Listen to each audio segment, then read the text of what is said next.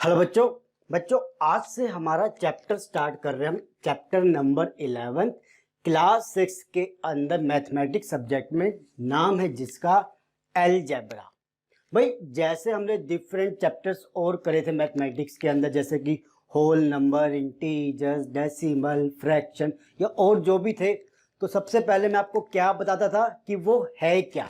ऐसे ही आज चैप्टर को स्टार्ट करने से पहले मैं आपको क्या बताऊंगा कि अलजेब्रा होता क्या है आखिरी में। तो इस अलजेब्रा को समझाने के लिए मैं कोई डेफिनेशन नहीं लिखने वाला यहाँ पे, इसको मैं बताऊंगा एक ड्राइंग की हेल्प से। ओके, तो जल्दी से देखो। अब ड्राइंग का मतलब यहाँ पे ये मत सोचना कि जैसे नाम है अलजेब्रा तो कोई एल शेप में जेब्रा बना दूंगा, ऐसा कुछ नहीं है। ड्राइंग देखो, आपको जिंदगी भर नहीं भूलेगा कि अलजेब्रा क्या होता है आखिर में। ओके, तो देखो सबसे पहले मैंने क्या बनाया, देखना ध्यान से समझना।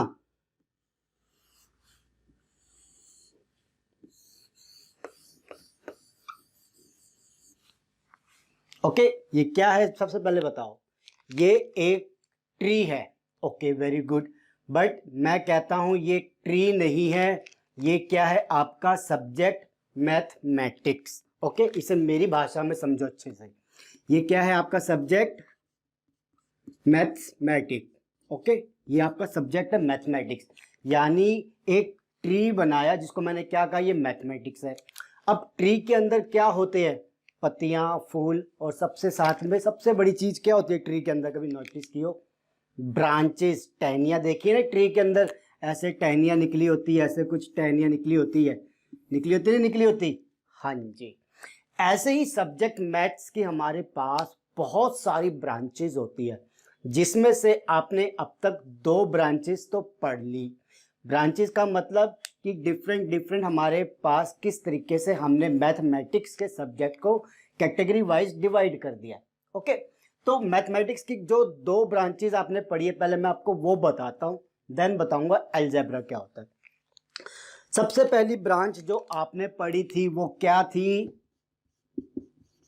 ये कुछ ही बच्चों को पता होगा, अरिथमेटिक्स। अरिथमेटिक्स ये क्या चीज है, कुछ ही बच्चों को पता होगा अरिथमेटिक्स क्या होती है। तो आपने चैप्टर करे natural number, whole number, then उसके बाद प्लेइंग विद नंबर्स, देन उसके बाद आपके पास कौन सा नंबर आए, इंटीजर्स, फ्रैक्शंस, डेसिमल्स, ये सारे नंबर्स आए। यानी कि आपने उसके अंदर किया क्या, नंबर्स जो थे उनसे रिलेटेड जो प्रॉब्लम्स थी उनको सोल्व किया था।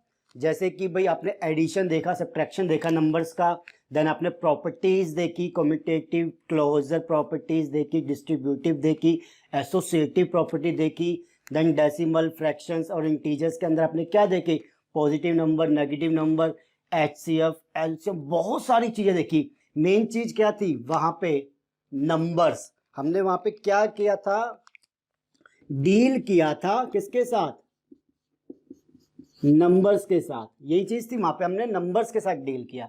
ओके, समझ में आया इतना कि अरिथमेटिक क्या था, जहां पे हमने नंबर्स के साथ डील किया।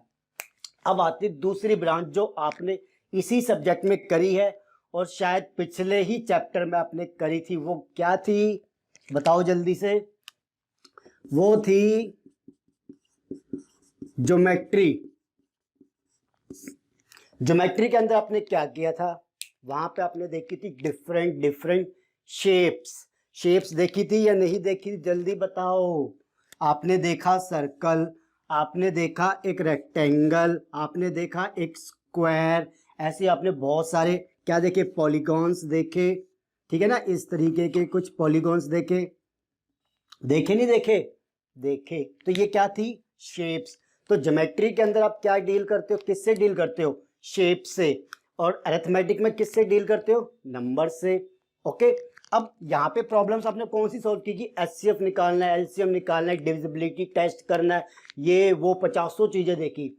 ज्योमेट्री के अंदर इन शेप्स के साथ आपने कौन सी प्रॉब्लम सॉल्व की, आपने करी कि इनका आपको क्या निकालना है, पेरीमीटर निकालना हो। ठीक है, इसके अलावा पिछले चैप्टर में हमने क्या किया था, हमने जब किया था, बताओ भाई जल्दी बताओ, एरिया निकालना निकाली थी प्रॉब्लम। तो हमने ज्योमेट्री के अंदर हम किस चीज से डील करते हैं, ध्यान से सुनो। ज्योमेट्री के अंदर हम डील करते हैं शेप से, जहां पे हम कौन सी प्रॉब्लम सॉल्व करते हैं, पेरीमीटर निकालना, एरिया निकालना। आगे जाके तो 50 चीजें, अभी तक तो आपको सिर्फ ये दो पता है। और अरिथमेटिक में हम किससे डील करते हैं, नंबर से, जहां पे एचसीएफ, एलसीएम, ये वो 200-50 चीजें आपने कर ली है। ठीक है, ऐसे ही मैथमेटिक्स के अंदर तीसरी ब्रांच होती है जिसको हम क्या कहते हैं, अलजेब्रा। समझे बात। यहाँ पे तो चलो ज्योमेट्री निकाल ली, शेप का काम कर लिया। जब हमारे पास नंबर से रिलेटेड प्रॉब्लम आई उसको हमने कह दिया अरिथमेटिक्स। बट अलजेब्रा हमारी एक तीसरी ब्रांच है मैथमेटिक्स की। अब समझो ये है क्या, ध्यान से, क्योंकि ये जो चीज जैसे मैं करा रहा हूँ बच्चों, ये कोई नहीं कराएगा। और जस्ट मैं आपको डेफिनेशन बोल देता, जो बुक में लिखी होती है ना, तो शायद आपको कभी जिंदगी में उस वे में समझ में नहीं आती। अब ये क्या है, तीसरी टहनी है मैथमेटिक्स की। पहली टहनी कौन थी, अरिथमेटिक्स। दूसरी टहनी कौन सी थी, ज्योमेट्री। तीसरी टहनी कौन है, गलत लिख दिया ना मैथमेटिक्स, ध्यान नहीं दिया मैंने भी, मैथमेटिक्स नहीं अलजेब्रा। ओके, पढ़ाने के जोश में कई बार गलत लिख जाते हैं हम भी। हाँ जी, तीसरी टहनी कौन सी है, अलजेब्रा। अब अलजेब्रा में आप सोचोगे किससे डील करते हो, नंबर से कर लिया, यहाँ पे आपने ज्योमेट्री से कर लिया, ज्योमेट्री में शेप से कर लिया। यहाँ पे किससे डील करते हैं, हम यहाँ पे डील करते हैं, देखो सुनना, आप भी कहोगे ये क्या चीज है, लेटर्स। लेटर्स क्या होते हैं, आपको लेटर्स तो पता ही होगा, जो अल्फाबेट्स होते हैं हमारे पास, ए बी सी डी, ये सारे क्या होते हैं, लेटर्स होते हैं। तो हम अरिथमेटिक्स में इन्हीं से डील करते हैं, जैसे कि ए बी, देखो सॉरी, ए बी सी, ऐसे आगे जाके पूरा जितने भी हमारे पास अल्फाबेट्स है हम कोई भी यूज कर सकते हैं। बट आप सोचोगे यार कि ऐसा कैसे, मैथमेटिक्स में तो सारी चीज कैलकुलेशन की होती है, नंबर्स की होती है, चाहे बात हमारे पास शेप की है तो हमें एरिया और पेरीमीटर भी नंबर्स में ही आता है। अलजेब्रा में ए बी सी डी, ये वो क्या क्या चीज। तो एक चीज समझना ध्यान से, अभी आपके सामने एक प्रॉब्लम रखूंगा तब आप कहोगे जी हाँ बिल्कुल सही कह रहे हो sir. A B C D E F G, जो भी हम अल्फाबेट यूज क्यों कर रहे हैं, ताकि हम अपनी प्रॉब्लम्स को इजीली सॉल्व कर सके, इजीली उसको समझ सके और इजीली सामने वाले को समझा सके। दोबारा सुनो मेरी बात को, अलजेब्रा में मैंने किससे डील किया, लेटर से। दोबारा लिखता हूं, देखो यहाँ पे हम किससे डील कर रहे हैं, लेटर से। जैसे कि A B C D B कुछ भी हो, ऐसा क्यों कर रहे हैं, ताकि मैं अपनी जो प्रॉब्लम है, प्रॉब्लम का मतलब जो मेरे सामने क्वेश्चंस आते हैं, जैसे कि आपके पास एक्सरसाइज में क्वेश्चन आते हैं, वैसे ही हमारी जिंदगी में कोई क्वेश्चन हो, कुछ भी हो, जो भी प्रॉब्लम्स है, जिसे हम प्रॉब्लम्स कहते हैं, उसको हम अच्छे से समझ सके, अच्छे से उसको देख सके, अच्छे से सामने वाले को समझा सके कि हाँ भाई ये प्रॉब्लम है, किसके यूज से, ए बी सी डी, इन अल्फाबेट्स, इन लेटर्स की हेल्प से। चलो थोड़ी बात तो आपको समझ में आ रही होगी, हाँ ठीक है कि चलो अपना काम सही ठीक से करने के लिए हमने इसका यूज कर लिया, बट कोई एग्जाम्पल तो दे दो सर कुछ, ताकि हमें समझ में आए। देता हूं एक एग्जाम्पल, देखो ध्यान से समझोगे तो समझ में आएगा, अदरवाइज कोई फायदा नहीं है इसका। एग्जाम्पल लेता हूं, देखो सपोज कर लो आप इस टाइम जो मेरी वीडियोस देख रहे हैं, आपके पास मम्मी पापा और भाई, ये 3 लोग से आपने पैसे लिए। ठीक है, कैसे, देखो ध्यान से। सपोज करो आपको पापा, आप बोलते हो पापा ने मुझे कुछ रुपए दिए। अब मतलब आप पता करना चाहते हो कितने रुपए दिए मुझसे, ऐसे पूछ के नहीं, आपने कहा सर पापा ने मुझे कुछ रुपए दिए, मम्मी ने भी थोड़े रुपए दिए थे और भाई से मैंने ले ही लिए। अब ये बताओ कि मेरे पास टोटल अगर मैं कहूँ 120 रुपीज है, तो ये बताओ पापा से कितने लिए, मम्मी से कितने लिए और भाई से कितने लिए। ये आपने क्वेश्चन दे दिया मेरे पास। अब मैं सोचूंगा यार पापा से ले लिए कुछ, मम्मी से थोड़े ले लिए, भाई से भी ले ही लिए खींच के, तो सारे मिला के इसके पास 120 रुपए है। मैं इसको मैथ्स के अंदर लिखूं कैसे, सबसे पहली चीज मेरे दिमाग में क्वेश्चन ये आएगा। अब आप ये सोचो कि अलजेब्रा है ही नहीं दुनिया के अंदर, आप किससे डील कर रहे हो? शेप से, अरिथमेटिक से। तो इस क्वेश्चन को आप लिखोगे कैसे? बताओ, मैथमेटिक्स में लिखोगे कैसे भाई? नंबर्स की फॉर्म में कैसे लिखोगे? आप ये कहोगे कि पापा से ले लिए कुछ रुपए, ऐसे लिखोगे, पापा से ले लिए, फिर इसके अंदर जमा कर दोगे मम्मी से ले लिए, देन जमा कर दोगे भाई से ले लिए, देन मेरे पास कितने रुपए हो गए आप बता रहे हो? 120। ऐसे कैसे लिख दोगे? कोई तरीका होता है लिखने का? नहीं, ये गलत तरीका है। दूसरा तरीका कहोगे, चलो सर आपको इससे समझ में नहीं आया तो ये सोचो कि पापा से मान लो मैंने ये डब्बा बना दिया, इतने रुपए ले लिए, जब डब्बे की वैल्यू आ जाएगी हम बता देंगे इसकी जगह, डब्बे की वैल्यू की जगह ये है। देन आपने कहा कि मैंने मम्मी से ले लिया कुछ रुपए, तो मैंने इसको कैसे लिख दिया? एक डायमंड बना दिया ऐसा। भाई मान लो कि जो मम्मी से रुपए लिए उसको मैं कैसे कह रहा हूँ? डायमंड। देन उसके बाद कह रहे हो कि मैंने भाई से भी ले लिए, उसको आप कह रहे हो कि चलो मैं इसकी जगह ना एक सर्कल बना देता हूँ। और क्या कह रहे हो कि सबका सम कर दिया, और बाद में मेरे को कह रहे हो कि 120 रुपीज हो गए सारे मिला के। अब ये क्या तरीके हैं भाई? कोई कोई बताने का तरीका है किसी को? कैसे बोलोगे? कैसे बोलोगे इसको कि पापा से ले लिए स्क्वायर रुपीज, मम्मी से ले लिए डायमंड रुपीज, भाई से ले लिया सर्कल रुपीज, सारे मिला के हो गए 120 रुपीज? ये क्या तरीका है? कोई तरीका नहीं है। इसको कैसे बोलोगे? पापा प्लस मम्मी प्लस भाई इक्वल टू 120 रुपीज? ये क्या तरीका है? नहीं बोल सकते ना। तो मैंने क्या कहा था, अलजेब्रा हमने क्यों इस्तेमाल किया? ताकि जो हमारे पास प्रॉब्लम्स आए, जो भी क्वेश्चंस आए, उसको हम सही तरीके से रिप्रेजेंट कर सके, सामने वाले को सही तरीके से बता सके, खुद सही तरीके से समझ सके। इसलिए हमने क्या यूज करना शुरू कर दिया? ABCD, ये अल्फाबेट्स, ठीक है, कुछ भी ले सकते हो, मतलब मैंने ये लेटर्स यूज करने शुरू कर दिए। अब मैं इस लेटर्स की हेल्प से आपको इस प्रॉब्लम का सॉल्यूशन लिख के दिखाता हूं कि आप इसको कैसे लिखोगे। अब आप इसको कैसे लिख सकते हो कि मान लो पापा से ले लिया आपने रुपीज X, लिख सकते हो। मम्मी से ले लिए मैंने मान लो रुपीज Y, ठीक है। एंड भाई से भी मैंने खींची लिए कितने रुपीज, मान लो Z, और सारे में मिला के कितने हो गए मेरे पास? रुपीज 120। यानी आप इसको कुछ इस तरीके से लिख सकते हो कि X plus Y plus Z equal to 120। लिख सकते हो ना? बिल्कुल लिख सकते हो। और इसको अगर मैं बोलूंगा x plus Y plus Z equal to 120, बोलने भी अच्छा लग रहा है, समझने वाले को भी सही लग रहा है। अब मैं ये बोलता फिरूंगा स्क्वायर प्लस ये diamond plus circle plus equal to 120, ये क्या चीज़ है? सामने वाला मुझे भी बेवकूफ़ समझेगा, ये सोचेगा किस आदमी से बात कर रहा हूँ भाई, ये क्या बोल रहा है। तो अब मैंने क्या बोला था, अलजेब्रा क्यों यूज कर रहे हैं? ताकि हम अपनी प्रॉब्लम को सही तरीके से समझा सके, समझ सके, किसी को बता सके। अपनी इजीनेस के लिए हमने इसको अलजेब्रा को दुनिया के अंदर लेके आए, और हमने वहां पे किससे डील करना शुरू किया? लेटर्स से।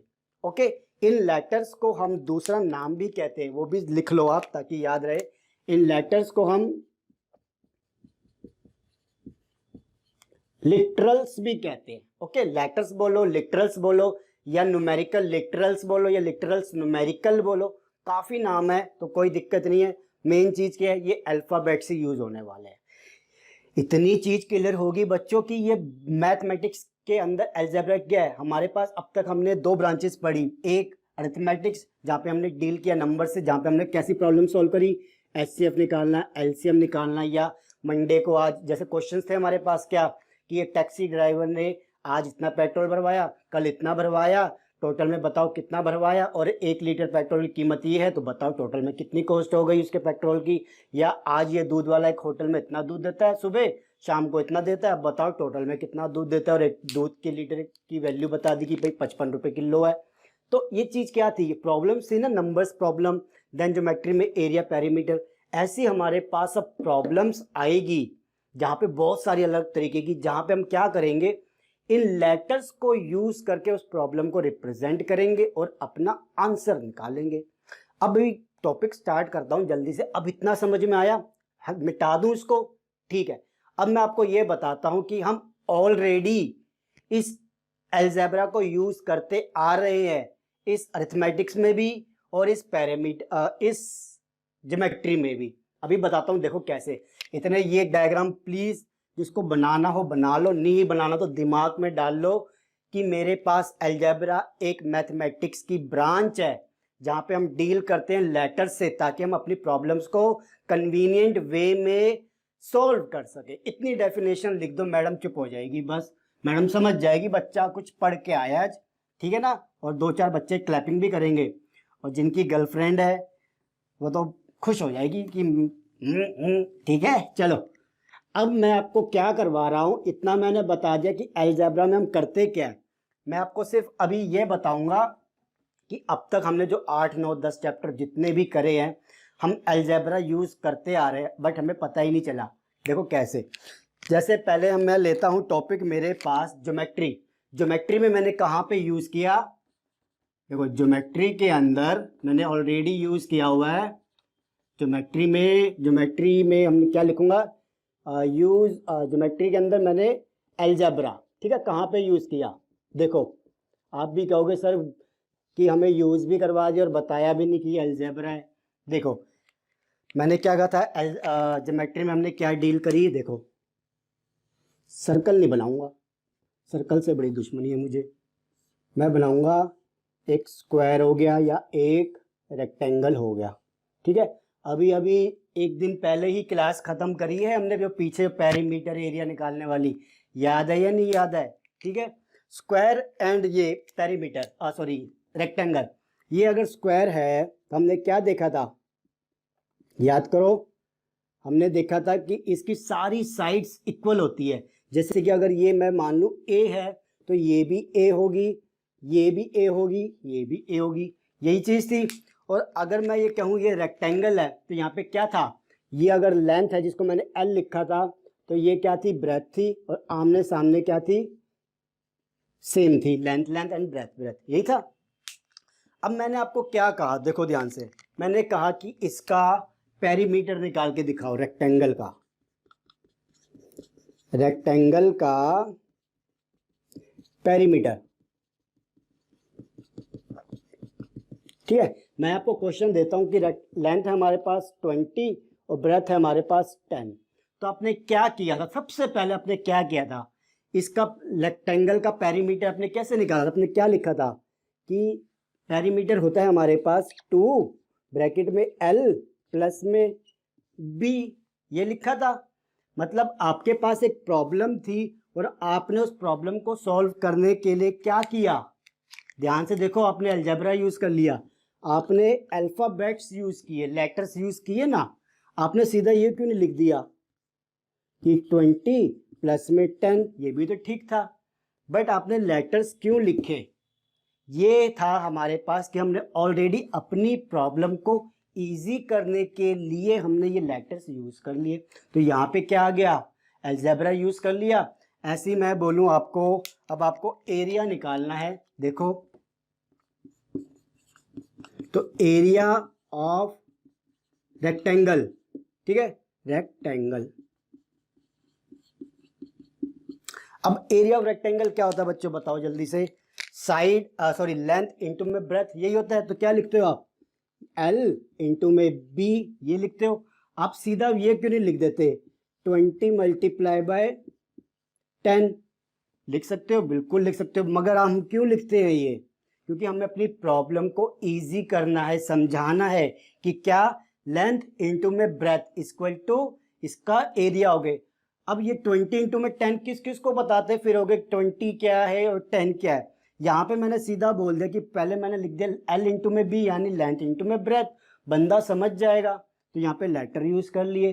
तो अपनी प्रॉब्लम को क्या कर रहा हूँ मैं, इजी कर रहा हूँ ना, समझाने के लिए, खुद समझने के लिए, उसको सॉल्व करने के लिए। क्लियर हो गया। तो यहाँ पे क्या हुआ, अलजेब्रा यूज हो रहा है ना, लेटर्स का यूज हो रहा है। ऐसे ही आगे चलते हैं। अब देखेंगे ज्योमेट्री के अलावा क्या थी, अरिथमेटिक्स, जहाँ पे हमने क्या किया था, यूज ऑफ नंबर्स। आइए देखते कि कहाँ पे मैंने अरिथमेटिक्स के अंदर इसको यूज कर लिया ऑलरेडी और मुझे पता भी नहीं चला। तो क्या लिख रहा हूं मैं, use of algebra in arithmetics. Okay, अब अरिथमेटिक्स में अलजेब्रा कहाँ यूज किया, आपको याद हो सेकंड चैप्टर में, आई थिंक होल नंबर में हमने प्रॉपर्टीज की थी, याद है किसी को कुछ प्रॉपर्टीज, कौन कौन सी प्रॉपर्टीज की थी, वहां पे हमने देखी थी क्लोजर प्रॉपर्टी, देखी थी या नहीं देखी थी? अब पता नहीं आप लोग क्यों पढ़ के भूल जाते हो यार। क्लोजर प्रॉपर्टी देखी मैंने, उसके अंदर बात कौन सी प्रॉपर्टी देखी? कम्यूटेटिव प्रॉपर्टी देखी। तो आज थोड़ा सा रिवाइज भी हो जाएगा। कम्यूटेटिव प्रॉपर्टी, ठीक है। उसके बाद कौन सी देखी थी? एसोसिएटिव, अब मैं पूरा नहीं लिखता, ठीक है। एसोसिएटिव प्रॉपर्टी देखी थी। देन उसके बाद और हमने कौन सी प्रॉपर्टी देखी थी? डिस्ट्रीब्यूटिव प्रॉपर्टी देखी थी। जी हाँ, बिल्कुल देखी थी डिस्ट्रीब्यूटिव। अब जो पढ़ेगा उसको तो पता ही होगा, देखी थी। जिसने नहीं पढ़ा वो तो सर खुजा रहा होगा इस टाइम। इनके अंदर हमने क्या चीज करनी सीखी थी? हमने क्या बोला था कि भाई क्लोजर प्रॉपर्टी के अंदर क्या चीज बोली थी कि भाई सम, अगर हम एक होल नंबर ले ले, जिसको मैंने क्या लिखा था a, और उसको ऐड कर दे किसी होल नंबर के साथ, तो हमें क्या मिलता था? एक होल नंबर। ऐसे ही तो लिख रहे थे हम कि हमने बोला कि a क्या है हमारा? एक होल नंबर है, b भी हमारा एक होल नंबर है। अगर हम इन दोनों को ऐड कर दे तो हमें रिजल्ट में भी एक होल नंबर मिलता है। यही चीज थी क्लोजर प्रॉपर्टी। तो हमने क्या किया? अपनी प्रॉब्लम को सॉल्व करने के लिए ये अल्फाबेट्स यूज करने शुरू कर दिए, लेटर्स यूज करने शुरू कर दिए थे ना। ठीक है जी, आगे ना अलजेब्रा यूज होनी शुरू हो गई। कम्यूटेटिव प्रॉपर्टी में क्या किया था? हमने क्या बोला था कि भाई अगर आप a प्लस में b लिखते हो तो आप इसको b प्लस a भी लिख सकते हो। दोनों का मतलब एक ही रिजल्ट एक ही आएगा। करी थी अलजेब्रा में, देखो अल्फाबेट्स यूज कर लिया अपनी प्रॉब्लम को सॉल्व करने के लिए। जब एसोसिएटिव की बात आई तो हमने क्या कहा था कि अगर आप a प्लस बी प्लस सी लिखते हो तो आप पहले इसको सॉल्व कर लो, चाहे आप पहले इस दोनों को सॉल्व कर लो, बात एक ही है। करी थी या नहीं करी थी? और डिस्ट्रीब्यूटिव में क्या किया था? देखो यहाँ पे लेटर यूज कर रहे हो। डिस्ट्रीब्यूटिव में आपने क्या किया था? एडिशन एंड सब्ट्रैक्शन के अंदर क्या आपने लिखा कि a multiply by b plus C, अगर ऐसे है तो आप इसको डिस्ट्रीब्यूटिव क्या कहोगे? मल्टीप्लिकेशन ओवर एडिशन, यही चीज थी। तो आप इसको ऐसे भी लिख सकते हो भाई, a मल्टीप्लाई बाय c, इस तरीके से भी सॉल्व कर सकते हो। ये चीज करी थी या नहीं करी थी? मतलब हमने अपनी प्रॉब्लम सॉल्व करने के लिए अल्फाबेट्स, लेटर्स का यूज या लिटरल्स का यूज करना पहले से ही देख लिया था, बट हमें नहीं पता था कि हम अलजेब्रा डाल चुके इसके अंदर। बट अब देख लो, अलजेब्रा आ चुका है आपके पास ऑलरेडी पहले से ही। आज समझ लो कि सिंपल सी, अब एक लास्ट लाइन बोल के जाऊंगा, देन टॉपिक स्टार्ट कर रहा हूं जल्दी से अगला, कि अलजेब्रा का मतलब क्या है। अलजेब्रा में हमने यूज किए लेटर्स ताकि हम अपनी प्रॉब्लम्स को या हम अपनी जो भी हमारे पास जो भी क्वेश्चंस आते हैं उनको हम इजीली वे में समझ सके और उसको सॉल्व कर सके। ओके, तो ये हो गया पहला चीज बिल्कुल कि भाई अलजेब्रा क्या है। अब करेंगे स्टार्ट कि अलजेब्रा के अंदर जो टॉपिक आते हैं, जो पहला टॉपिक होगा वो होगा पैटर्न। ठीक है, पहला टॉपिक करेंगे हम पैटर्न। ओके, पैटर्न सीखेंगे ये चीज है क्या और अलजेब्रा ने कैसे इन प्रॉब्लम्स को सॉल्व किया। क्लियर? तो इसे कर लीजिए, मैं अगला टॉपिक लेके आता हूँ, पसीना भी साफ करके आता हूँ, पानी भी पी के आता हूँ, थोड़ा सी हवा भी खा के आता हूँ। तब तक रिवाइज कर लो और इस चीज को, पेड़ को, उस ट्री को दिमाग में डाल लो, क्योंकि जिंदगी भर आपको वो बहुत काम आएगा। 10वीं 12वीं के बच्चों तक को नहीं पता होता कि अलजेब्रा का मीनिंग क्या है, उनको ये नहीं पता होता अरिथमेटिक्स क्या होता है। तो आज डाल लो दिमाग में ये चीज, ठीक है, कि कभी भी कोई 7th में पूछे, 8th क्लास में पूछे, 9th में पूछे, 10th में पूछे, तो बता देना दिमाग में लाके कि एक ट्री किया था हमने 6th क्लास में, जहाँ पे हमने समझा था कि अरिथमेटिक्स मतलब नंबर से डील करना, ज्योमेट्री मतलब शेप से डील करना, और अलजेब्रा मतलब लेटर से डील करना ताकि प्रॉब्लम को सॉल्व कर सके। क्लियर? चलो, जय माता दी। ठीक है, जल्दी मिलता हूँ टॉपिक के साथ। रब करके, खा पी के, पानी पी के, वीडियो अच्छी लगे तो बहुत बढ़िया, अब नहीं लगे तो मैं और क्या करूं बच्चों। ठीक है, thank you, take care, bye. हाँ जी बच्चों अब करेंगे अपना नेक्स्ट टॉपिक पैटर्न्स। भाई अब तक हमने तो ये तो देख लिया कि अलजेब्रा क्या होता है, देख लिया ना। जिसको नहीं पता तो बता दूं फिर से कि अलजेब्रा हमारे पास मैथमेटिक्स की वो ब्रांच है जहां पे हम डील करते हैं किससे? लेटर से, ताकि हम अपनी प्रॉब्लम को इजी वे में सॉल्व कर सके, उसे अच्छे से समझ सके। यही चीज थी। अब आता है पैटर्न्स। पैटर्न्स क्या है? तो पैटर्न्स हमारे पास एक ऐसा तरीका है जिसको हम यूज करके ना, जो हमारे पास प्रॉब्लम होती है, ठीक है, कोई प्रॉब्लम है हमारे पास, तो उसके अंदर जो हमारे पास नंबर्स होते हैं उसको हम रिप्रेजेंट कर सकते हैं लेटर्स की फॉर्म में। अभी आपको जब ना समझ में आ रहा हो अच्छे से, क्योंकि डेफिनेशन कुछ ऐसी ही है, बट एक एग्जांपल करेंगे तब हर चीज समझ में आ जाएगी। देखो क्या चीज है, पैटर्न्स के अंदर टॉपिक आता है पैटर्न्स फ्रॉम मैच स्टिक। अब एक छोटी सी गेम देखना, तब आपको समझ में आएगा कि पैटर्न्स क्या है और इसका फंडा क्या है। देखो हम कहते हैं हमारे पास मैच स्टिक्स, मैच स्टिक्स मतलब माचिस की तिल्लियां, ओके, यही होता है। तो हमने क्या किया, माचिस की तिल्लियां निकाली डिब्बी में से, और मैंने आपको ये कहा कि इससे एल बना के दिखाओ, एल फॉर लाइन, लाइन बना के दिखाओ। तो अब क्या करोगे, इससे एक माचिस की तिल्ली ऐसे खड़ी कर दोगे और एक माचिस की तिल्ली ऐसे लेटा दोगे, एक वर्टिकल एक हॉरिजॉन्टल, और क्या कहोगे, सर बना दी मैंने क्या, एल फॉर लाइन। ओके, ठीक है, ठीक है, ओके। अब मैं कहूँगा चलो बच्चों आप मुझे एक और बना के दिखाओ, तो क्या करोगे, सिंपल ये लोगे एक और बना दोगे। कोई बहुत बड़ी चीज़ है? बिल्कुल भी नहीं। ठीक है जी, मैं कहूँगा चलो बेटा एक और बना के दिखाओ, बना दोगे, उसमें क्या है, माचिस की तिल्ली तो जोड़नी है बस। ठीक है, मैं कहूँगा बेटा एक और बना के दिखाओ, गेम चल रही है ध्यान से देखना भी। अब आपने 4 एल बना दिए माचिस की तिल्लियों से।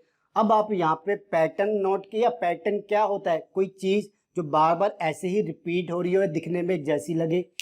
आपने एल बनाया यहाँ पे, कैसे, 2 माचिस की तिल्लियों को जोड़ के एक एल बनाया। अगर मैं ये लिखूं, टेबल बनाऊं इसका एक, आ जाइए, मैं ये बोलता हूं, देखो टेबल बनाता हूं एक, कि नंबर ऑफ एल्स फॉर्म, ध्यान से देखना बहुत इंपॉर्टेंट है। एंड मैं ये कहूंगा number of match sticks required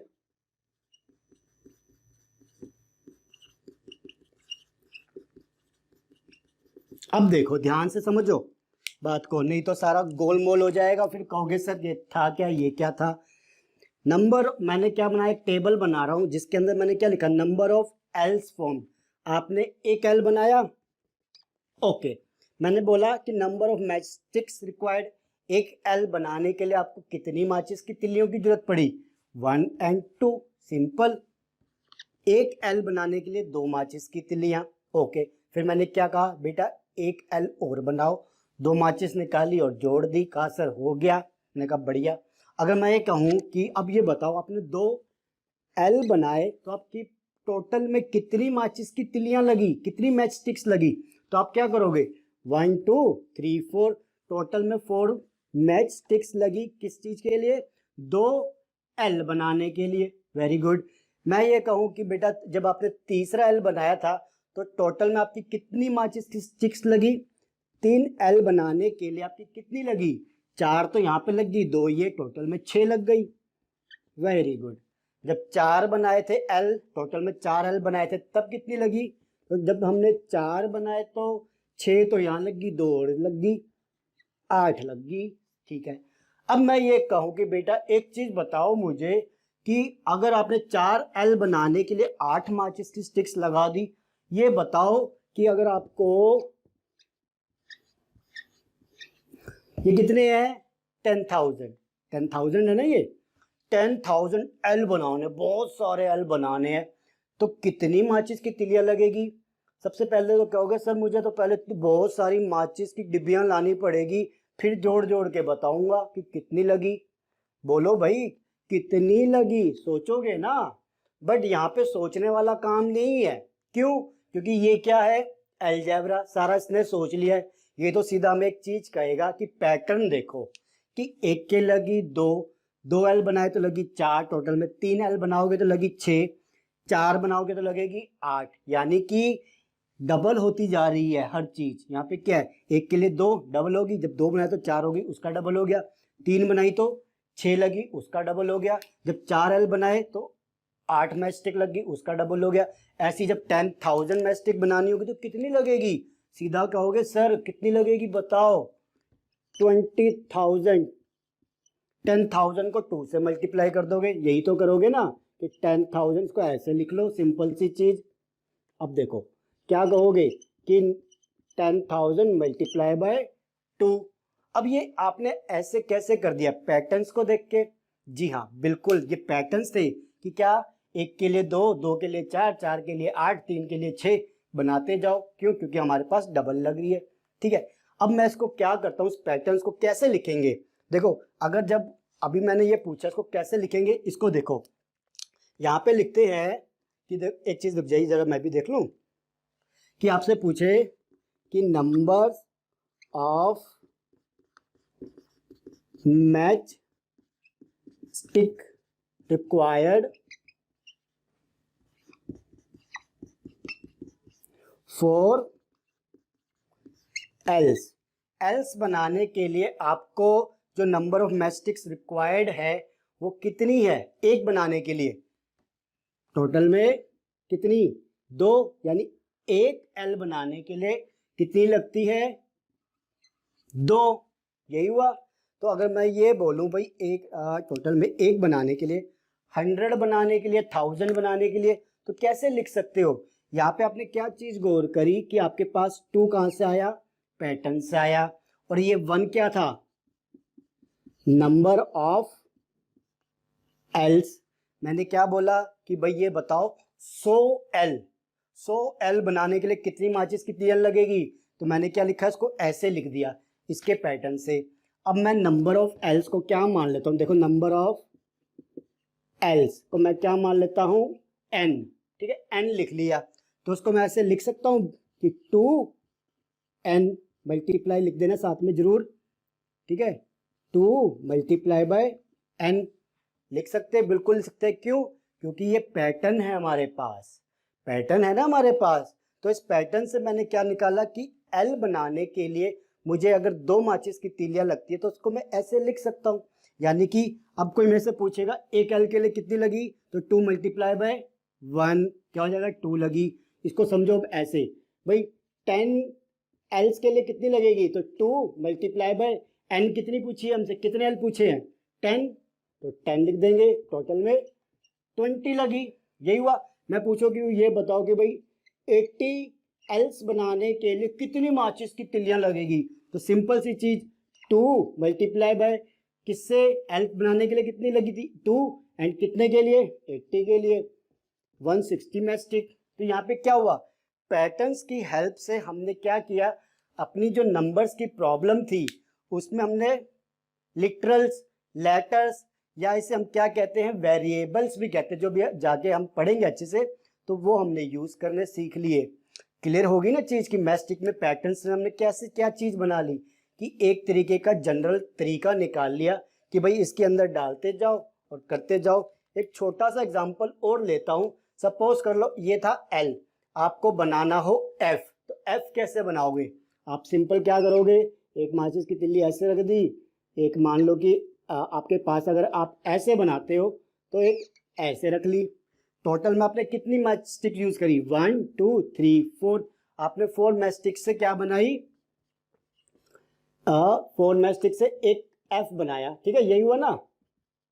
अब मैं आपको ये कहूं कि ये बताओ 20 एफ बनाने के लिए आपको कितनी मैच स्टिक लगेगी? तो आपको पता है कि एक के लिए लगी थी 4, एंड 20 के लिए कितनी लगेगी? तो ये हो जाएगी हमारे पास 80। बट इसको निकाला कैसे? यहाँ पे आपने एक फॉर्मूला बनाया, 4 मल्टीप्लाई बाय एन। एन क्या है आपके पास? कि नंबर ऑफ जो एफ पूछे जा रहे हैं। तो मैंने यहाँ पे क्या पूछा? 20 लिख दिया। एन की जगह कुछ भी लिख सकते हो, ये नहीं कि सिर्फ एन ही लिखना है। हो आप चाहो तो इसको ए लिख लो, एन की जगह बी लिख लो, सी लिख लो, डी लिख लो, जो मर्जी लिखो, ऐसी कोई पाबंदी नहीं है। बट मेन चीज क्या है कि आपको लेटर लिखना पड़ेगा। ठीक है ना। तो ये चीज हमने कर ली कि यहाँ पे मैच स्टिक से कैसे बनाते हैं। अब अभी और एग्जांपल मैं आपको करवाऊंगा, यही नहीं कि ये खत्म हो गया, और एग्जांपल कराऊंगा ताकि आपके जितने भी डाउट्स है या जैसे हमारे पास आगे जाके प्रॉब्लम्स आने वाली है ना, सारी समझ में आ जाए कि हाँ ये चीज है क्या। देखो जल्दी से मैं इसको मिटा देता हूँ। आइए इसको नोट कर लो या आपकी बुक में है ही, बस अच्छे से समझ लो। ठीक है, आप क्या करा करो, वीडियो के ना स्क्रीनशॉट ले लिया करो जब मैं ऐसे पूरा बना दूं, ताकि जब आप रिवाइज करो तो आपको चीज़ें अच्छे से समझ में आ जाए उसी टाइम। ये तो वीडियो प्ले कर लेना जिसके पास नेट है, घर पे वाईफाई है, कुछ भी है। ठीक है, अब हम क्या करेंगे, प्रॉब्लम्स देखते हैं कुछ और। जैसे कि हाँ, एक प्रॉब्लम, एक टेबल बनाता हूँ फिर समझ में आएगी। प्रॉब्लम है हमारे पास, जैसे कि बुक में से ले रहा हूँ मैं अपनी, राम्स एज। भाई राम की जो एज है इन ईयर्स लिख रहा हूँ मैं, ठीक है, साल के अंदर लिखी हुई है यहाँ पे, और नीचे है उसकी मम्मी की एज, राम्स मदर्स एज,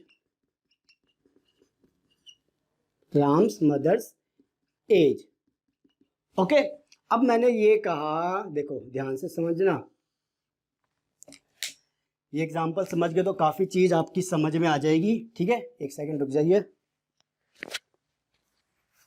हाँ जी, मैंने ये कहा कि अभी मान लो 2000 साल कौन सा चल रहा है, 20 का चल रहा है। ठीक है, महीना मई का, डेट क्या है आज, डेट है आज 12 मई 2020 को ये वीडियो बना रहा हूँ, ये भी बता देता हूँ। ठीक है, अब देखो क्या चीज है, मैंने बोला राम की उम्र आज इस साल में कितनी है, 5 साल। और तो उसने क्या बोला कि मेरी उम्र अगर 5 साल है तो मेरी मम्मी की उम्र आज है 30 साल की। मेरी मम्मी कितनी है, 30 साल की। कह रहा वेरी गुड।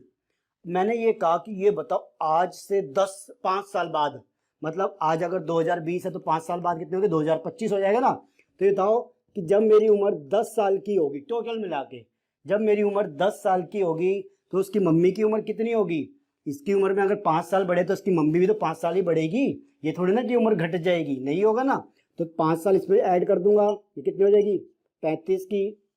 मैं ये बोलूं कि उसकी राम की उम्र 15 साल होगी तो उसकी मम्मी की उम्र कितनी होगी, तो यहाँ पे आपने क्या देखा, 5 साल और ऐड करने पड़ेंगे, 40 की। Very good. अब एक चीज अब देखना ध्यान से, अब सर घूमेगा थोड़ा सा।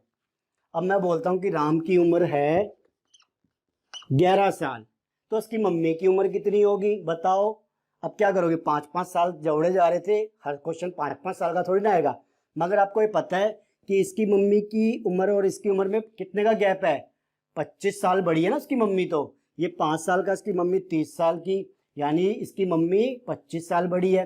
तो हम क्या कहेंगे कि जितनी भी उम्र होगी, जब भी पूछ रहे होंगे उसमें 25 साल ऐड कर दो, यानी कि 11 प्लस 25 कितने हो जाएंगे, 36। जब 10 साल का था तो 35 थी, तो 11 का होगा तो 36 साल की ही तो होगी इसकी मम्मी। Very good. अब ये बताओगे, अब इसकी उम्र 40 साल है तो इसकी मम्मी की उम्र कितनी होगी। तो इसकी उम्र में हम क्या करेंगे, राम की उम्र में 25 साल जोड़ देंगे और क्या बन जाएगा, इसकी मम्मी हो जाएगी 65 ईयर्स की। यही चीज है। तो आपने एक पैटर्न देखा इसके अंदर क्या, कि भाई जो उम्र का गैप है वो 25 साल है। जैसे मर्जी पूछ लो, हमें वो 25 साल जोड़ने पड़ेंगे। यानी कि अगर मैं ये लिखूं कि जो मदर्स एज है, मैं क्वेश्चन क्या पूछ रहा हूँ, राम की उम्र इतनी है तो उसकी मम्मी की उम्र कितनी होगी, यही तो पूछे जा रहा हूँ। अगर मैं ये मान लूँ कि भाई मदर्स एज निकालनी है मुझे, बार बार मदर्स एज, तो हम क्या कर रहे हैं, है भाई हम क्या कर रहे हैं, जो राम की उम्र है वो साथ में हम क्या कर रहे हैं, ऐड कर रहे हैं क्या, 25 साल। तो राम की उम्र मान लेते हैं अगर x है, ठीक है, हम क्या कह रहे हैं कि ये मान लो कि भाई राम की उम्र x साल है, यानी x ईयर है। अगर राम x साल का है तो उसकी मम्मी की उम्र कितनी होगी, उसकी मम्मी की उम्र में 25 साल हम और ऐड कर देंगे तो वो कितनी हो जाएगी, राम की मम्मी की उम्र हो जाएगी। यही चीज होगी ना भाई, x ईयर किसके है, राम की एज के। राम की एज आपको अब पूछा जाए, मान लो कि चलो ये बताओ अगर राम 18 साल का है तो उसकी मम्मी की उम्र क्या होगी। तो यहाँ पे हम क्या करेंगे, x की जगह क्या लिख देंगे, 18, x यहाँ पे क्या हो जाएगा 18, एंड साथ में क्या है 25, कितनी हो जाएगी, जोड़ लो इसको, 43 साल की हो जाएगी उसकी मम्मी। तो यहाँ पे क्या हुआ, हमने, ये क्या है बेटा, लेटर्स। हमने क्या किया, अपनी प्रॉब्लम्स के अंदर लेटर्स डाल दिए ताकि हम उसको अच्छे से सॉल्व कर सके और वैल्यू निकाल सके। यही किया ना। ऐसी एक एग्जांपल और ले लूं ताकि ये अच्छे से क्लियर हो जाए। देन चलेंगे अपने नेक्स्ट टॉपिक पे जो होगा कांस्टेंट एंड वेरिएबल। एग्जांपल करने बहुत जरूरी है क्योंकि ये बहुत ज़्यादा इंपॉर्टेंट चैप्टर है। ये अभी आपको इसका एहसास नहीं हो रहा, बट उनसे पूछना जो ऑलरेडी कॉलेज में जाते हैं या कर चुके हैं, जिन्होंने चीज़ें करी है, ठीक है ना। तो इसलिए आपको मैं इतने एग्जाम्पल करवा रहा हूँ ताकि आपको हर चीज़ क्लियर हो जाए। साथ ही साथ जब ये चैप्टर कंप्लीट हो जाएगा तो हम क्या करेंगे, जो हमारे पास बुक में एग्जाम्पल्स है वो भी करेंगे, फिर एक्सरसाइज करने जाएंगे। ठीक है, आइए अब एक अगला एग्जाम्पल और ले लेता हूं। देखिए हमारे पास क्या है, देखो मैंने लिखा कि number of notebooks, okay, number of notebooks and नीचे हमारे पास cost in rupees, cost in rupees. ठीक है, ये दो चीजें हमें बोली गई है। यहाँ पे हमें कुछ चीज ऐसे निकालने की हम अपना लेटर डाल सके। तो वो ये कहता है कि मान लो कि भाई एक बुक मतलब एक नोटबुक, उसकी कॉस्ट कितनी है, 7 रुपीज। ओके, तो मैं दुकान पे गया नोटबुक कोई कॉपी खरीदने, एक बुक की कीमत कितनी है, 7 रुपये। आपको बोलता हूँ ये बताओ दो बुक की कीमत कितनी है, तो 14 रुपीज हो जाएगी ना, हो जाएगी।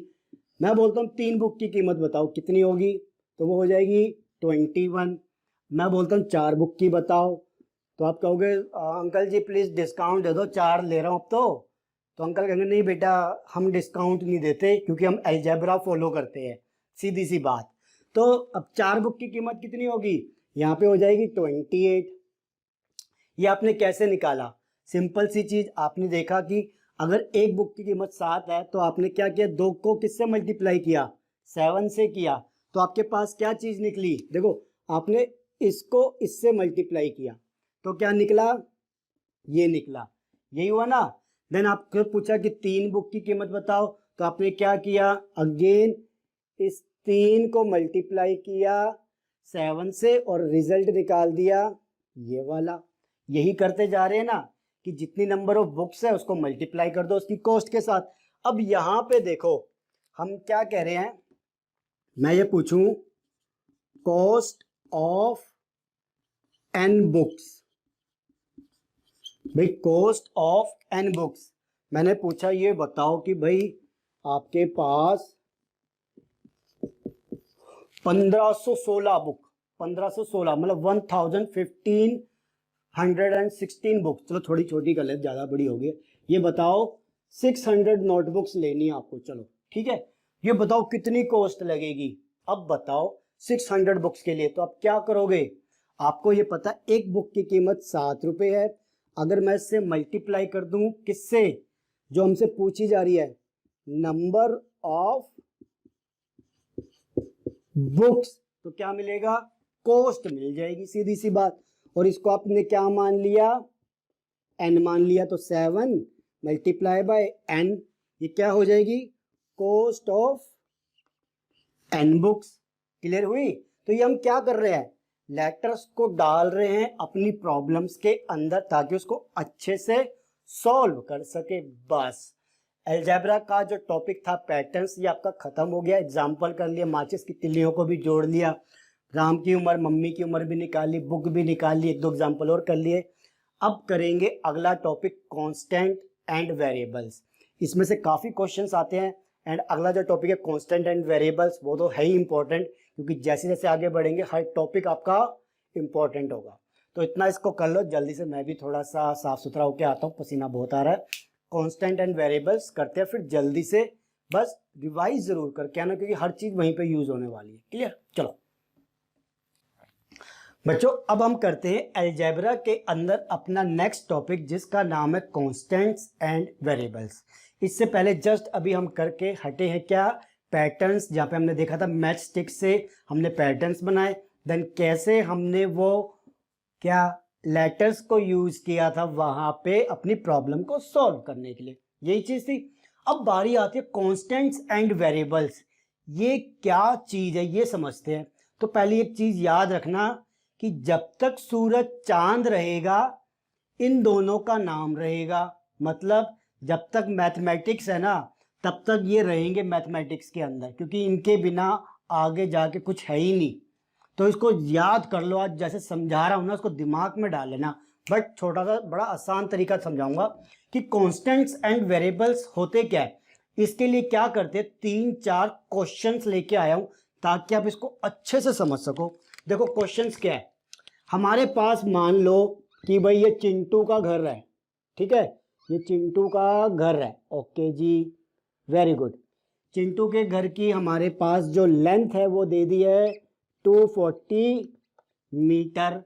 ओके, और जो ब्रेथ है वो दे दी हमारे पास मान लो 150 मीटर। ओके, अब क्या करेंगे, ये हो गया किसका घर, चिंटू का घर, चिंटू घर, ठीक है। आपको बताऊं ये चिंटू कौन है, मेरा नाम चिंटू है घर का, इसलिए मैंने यूज कर लिया आज। अब करते हैं पिंटू के घर की बारी। भाई चिंटू का घर हो गया तो पिंटू भी तो नाराज हो जाएगा ना। तो ये था चिंटू का घर, अब बनाते हैं पिंटू का घर। ओके, उसके घर की शेप ऐसी है। अब ये कितनी है, ये मान लो कि ये है 350 मीटर की लेंथ, और ये है हमारे पास मान लो कि भाई ये होगी 300 मीटर। ओके, अब ये क्या हो गया, पिंटू का घर। ओके, एक और बना लूं, किसका, मिंटू का घर। अब बनाऊंगा, ये है चिंटू, ये है पिंटू, और हमारे पास है एक मिंटू भैया भी।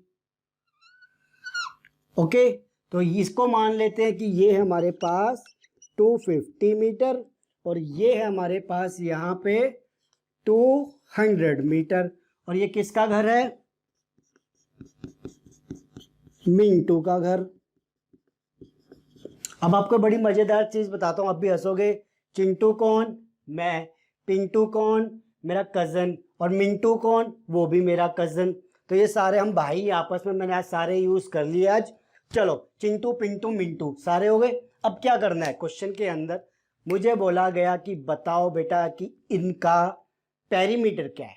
पेरीमीटर निकालते हैं सबका। पेरीमीटर कैसे निकालते हैं, फॉर्मूला याद है या नहीं है, वो पिछले बार यार चैप्टर में करके आए हो, हर चीज भूल जाते हो। आ जाओ, पेरीमीटर निकालना है, कैसे निकलेगा इसका पेरीमीटर। देखो पेरीमीटर का मतलब क्या होता है, सारी साइड्स जितनी भी बाउंड्रीज है उनका सम कर देना। तो उसका फॉर्मूला था हमारे पास, क्या चीज थी, हमने कैसे लिखा था कि 2L प्लस में B, यही लिखा था। यानी कि अगर मुझे पेरीमीटर निकालना है किसके, चिंटू के घर का, देखो पेरीमीटर ऑफ चिंटू के घर का। ओके, ऐसे शॉर्ट में लिख दिया। तो मैंने क्या किया था, यहाँ पे मैंने लिखा था 2 ब्रैकेट में L प्लस में B, यही किया था ना, वेरी गुड। अब आगे चलो, जब बारी आती है पिंटू के घर की तो इसका पेरीमीटर निकाल लेते हैं। भाई हम क्या करेंगे, पेरीमीटर निकाल रहे हैं पिंटू के घर का। ओके, कैसे करेंगे, सेम वही चीज, L प्लस में B, वेरी गुड। आगे चलो, अब बारी आ गई मिंटू के घर की, ध्यान से समझना तभी ऐसे समझा रहा हूं। अब बारी आ गई मिंटू के घर की, इसका पेरीमीटर निकालना है तो इसका निकाल लेते हैं। ये हो गया पेरीमीटर ऑफ मिंटू के घर का, तो ये कितना आएगा, ये भी सेम ही तो आएगा।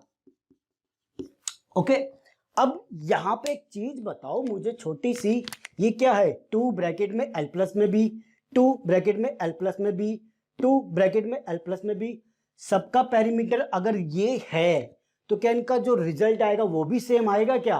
भाई मेरे घर की लेंथ ब्रेथ अलग है, इसकी अलग है, इसकी अलग है, तो चीज तो एक ही लग रही है, 2 ब्रैकेट में L प्लस में B, 2 ब्रैकेट में L प्लस में B एंड 2 होल ब्रैकेट में L प्लस में B, चीज तो एक ही लग रही है, मगर ये रिजल्ट अलग अलग आएंगे। क्यों भाई, क्योंकि इसका कारण क्या है, ये और ये, चाहे ये और ये और ये और ये हमारे पास क्या है, वेरिएबल्स। इनको हम क्या कहते हैं, वेरिएबल्स। ओके, तो हमारा जो रिजल्ट आएगा वो क्या होगा, अलग अलग। अब वेरिएबल्स का मतलब क्या, पहले ये तो समझ लो। वेरिएबल्स का मतलब होता है जो चीज वेरी कर रही हो, समझो ध्यान से। वेरिएबल का मतलब है कि जो चीज वेरी करे, वेरी मतलब चेंज हो, यानी कि ये शब्द कहाँ से आया हमारे पास, वेरी से, वेरी कर रही है, चेंज हो रही है। अब देखो यहाँ पे हमारे पास एल प्लस में भी, टू ब्रैकेट में एल प्लस में भी लग तो वही रहा है, मगर ये लेंथ और ब्रेथ है वो क्या है, मेरे घर की अलग है, इनके घर की अलग है, इनके घर की अलग है, यानी हमारे पास प्रॉब्लम तो अलग अलग है, जिसकी वजह से इनका जो रिजल्ट आएगा वो भी अलग आएगा। आएगा नहीं आएगा, क्यों? क्योंकि सबके घर की लेंथ ब्रेथ अलग है, इसके घर की बदल जाएगी, इसके घर की बदल जाएगी, मतलब वो क्या हो रही है, चेंज हो रही है, जिसकी वजह से हमने क्या कहा, ये हमारे पास वेरिएबल्स। अब बात आती है कि क्या कांस्टेंट क्या होते हैं। कांस्टेंट यहाँ पे देखो, यहाँ पे 2 है, यहाँ पे 2 है, यहाँ पे 2 है। अब ये बताओ कि मैंने जो लगाया कि मेरे घर का पेरीमीटर निकाल रहे हो, पिंटू के घर का निकाल रहे हो, मिंटू के घर का निकाल रहे हो। अब यहाँ पे 2 लिखा है, यहाँ पे 2 लिखा है, यहाँ पे 2 लिखा है, क्या मेरे घर का अलग मतलब हो जाएगा जब मैं 2 लिखूंगा? नहीं ना, 2 का मतलब 2। यहाँ पे जब मैंने 2 लिखा तो उसका मतलब क्या है, यही 2 है, और जब मैंने यहाँ पे 2 लिखा तो उसका मतलब क्या है, यही 2, 1 2 1 2, यही तो 2। मतलब क्या हुआ कि ये चेंज नहीं हो रहा, मतलब प्रॉब्लम जैसी मर्जी आ जाए बट ये 2 अपनी चीज नहीं छोड़ा, जो उसकी वैल्यू है वही है। तो उसको हम क्या कहते हैं, जो अपनी वैल्यू को चेंज नहीं होने देता, उसको हम कहते हैं कांस्टेंट। कांस्टेंट कहते हैं हम उसको, यानी कि जैसे ऊपर वाला तो चेंज हो रहा है, मगर कांस्टेंट क्या होता है भाई, नो चेंज, मेरी जो वैल्यू है वही रहेगी। अगर मैं 2 हूं तो 2 रहूंगा, 2 का 4 नहीं हो जाऊंगा, सीधी सी बात। क्यों? क्योंकि मैं हूं कांस्टेंट। जी हाँ, मैं हूं कांस्टेंट। समझ गए बात? कांस्टेंट और वेरिएबल में कि कांस्टेंट अपनी वैल्यू चेंज नहीं होने देता। 1 2 4 5 6 7 8 ये क्या है, हमारे पास जो नंबर्स होते हैं ये सारे कांस्टेंट होते हैं, इनकी जो वैल्यू है वो वही रहेगी, चाहे जिस मर्जी प्रॉब्लम में आप इसको यूज कर लो।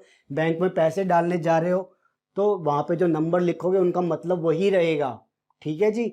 अगर आप एल बी लिख रहे हो या कोई और वेरिएबल लिख रहे हो, यानी कोई लेटर्स लिख रहे हो, वेरिएबल्स को हम किससे रिप्रेजेंट करते हैं, लेटर्स से रिप्रेजेंट करते हैं ना, यहाँ पे जाए ए बी सी ऐसे जो मर्जी यूज कर लो, ये क्या है, वेरिएबल्स। मतलब ये चेंज हो जाएंगे, जैसे जैसे प्रॉब्लम चेंज होएगी ये अपनी वैल्यू चेंज कर लेंगे। बट जो कांस्टेंट होते हैं, ये कांस्टेंट, ये क्या है, कांस्टेंट, ये चेंज नहीं होते। समझ गए? कांस्टेंट चेंज नहीं होगा, वो स्थिर है। कांस्टेंट मतलब स्थिर, वो वहीं पे खड़ा रहेगा, मेरी जो मतलब है, मेरी जो वैल्यू मेरी वही रहेगी।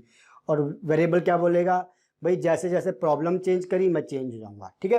जैसे और कांस्टेंट अगर आपको इसमें से निकालने तो बताओ, 200 कांस्टेंट है, ये एक नंबर है। अब 200 चाहे मैं यहाँ लिखूं कहीं पे भी लिखूं, 200 का मतलब तो वही है जो है, सीधी सी बात। चाहे मैं 240 है, 240 का मतलब वही रहेगा जो है, चाहे उसको जहां मर्जी लिखो आप, किसी को पैसे देने में लिखो, पेट्रोल भरवाने में लिखो, चाहे कॉपी में मार्क्स आने में लिखो, पेपर गिनने में लिखो, अगर 240 है तो उसका मतलब वही है जो 240 की वैल्यू होती है। क्लियर हो गई?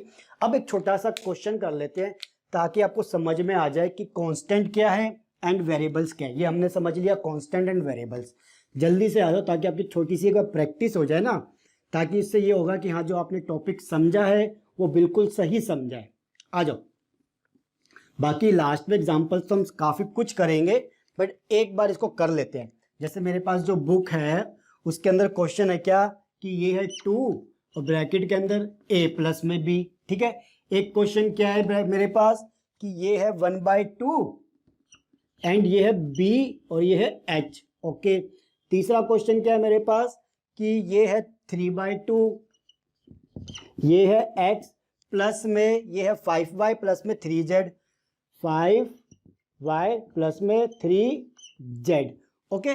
तो ये क्या हो गया आपके पास, यहाँ पे क्वेश्चंस आ गए। अब आपको क्या करना है, आपको ये बताना है कि ए बी और सी, ये हमारे पास 3 क्वेश्चन है ना। ठीक है। इसमें से ये बताओ कि हमारे पास कांस्टेंट क्या है एंड वेरिएबल क्या है। कांस्टेंट एंड वेरिएबल बताने हमें। अगर इसमें से समझ गए तो समझ लेना कि हाँ आपको समझ में आ गया। इसको सॉल्व करो आप। चलो ए पार्ट के अंदर देखो, हमारे पास ये दिया हुआ 2 ब्रैकेट में a प्लस में b, इसका मतलब क्या है, ये 2 मल्टीप्लाई हो रहा है, ये याद रखना है, ठीक है। इसको ये मत सोचना कि एडिशन है सब्ट्रैक्शन है, नहीं। जब ऐसे लिखा होता है मतलब कि 2 इज मल्टीप्लाइड बाय ब्रैकेट में a प्लस में b, इसका मतलब ये होता है। अब सुनो, कांस्टेंट, इसके अंदर ऐसा कौन सी नंबर है जो कांस्टेंट है, मतलब उसकी वैल्यू चेंज नहीं होगी। बताओ, 2 की वैल्यू चेंज हो सकती है? नहीं हो सकती। तो मैं क्या कहूँगा, भाई ये कांस्टेंट है। तो मैंने क्या किया, इसके नीचे लिख दिया, कांस्टेंट के नीचे, कि a के अंदर 2 है। ओके, हाँ जी। अब आ गया, और कोई कांस्टेंट है? नहीं है। तो क्या बचा, वेरिएबल। देखो वेरिएबल कौन कौन से है, a की वैल्यू चेंज हो सकती है, b की भी चेंज हो सकती है, क्योंकि जिस प्रॉब्लम में इसको डालोगे ये तो वैसा ही अपना वैल्यू चेंज कर लेगा। तो यहाँ पे क्या है, वेरिएबल a कोमा b। ये मत लिख देना कि a प्लस में b, नहीं, सिर्फ वेरिएबल पूछ रहा है। तो क्या हो गया, a कोमा में b। अब आगे देखो, अब है हमारे पास b पार्ट। b पार्ट में कौन सी हमारे पास कांस्टेंट है, 1/2। क्यों, क्योंकि 1/2 की वैल्यू तो 1/2 ही रहेगी, वो कभी चेंज ही नहीं हो सकती। तो हम क्या लिखेंगे, 1/2। अब आती है वेरिएबल्स, तो क्या होंगे, BH। तो क्यों होंगे BH, क्योंकि इनकी वैल्यू जैसे प्रॉब्लम में डालोगे वैसे चेंज हो जाएगी। ओके, अब देखो यहाँ पे C पार्ट जो इंपॉर्टेंट है। वेरी गुड, क्वेश्चन अच्छा दिया। 3/2 x, x का मतलब क्या हुआ, ये मल्टीप्लाई हो रहा है 3/2 के साथ। देन ऐड किया है 3y, यानी 3 multiply by y। Then plus में 3z, 3z मतलब 3 मल्टीप्लाई हो रहा है z से, इसका मतलब ऐसे पढ़ते हैं। तो अब बताओ उसके अंदर में कांस्टेंट कौन कौन से हैं। सिंपल सी चीज, 3/2, इसकी वैल्यू चेंज तो नहीं होने वाली ना, तो एक लिख दूंगा 3/2 कोमा। अब बताओ और क्या है, इतने में से तो निकाल लिया, इसमें क्या है 3, ये मत लिख देना 3/2 या +3, ऐसे मत लिखना, कोमा लगा के लिखना पड़ेगा सारा।